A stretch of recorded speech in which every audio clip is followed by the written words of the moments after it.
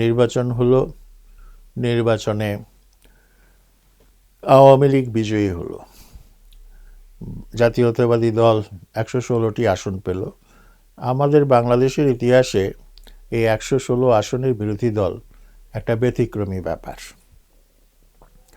তা সত্ত্বেও বেগম খালেদা জিয়ার একটা বিশ্বাস ছিল যে ওই নির্বাচনেও, যদিও সেটা তত্ত্বাবধায়ক সরকারের অধীনে হয়েছে, সেটাও সম্পূর্ণ সুষ্ঠু নির্বাচন ছিল না। মানে সুষ্ঠু নির্বাচন থেকে তার একটা ব্যত্যয় ঘটেছিল।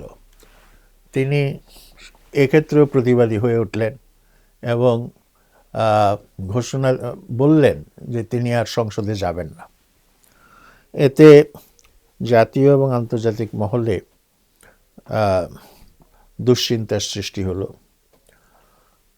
9টি দেশের কূটনীতিকরা তার বাসায় ছুটে গেলেন তাকে সংসদে আসার জন্য অনুরোধ জানাতে।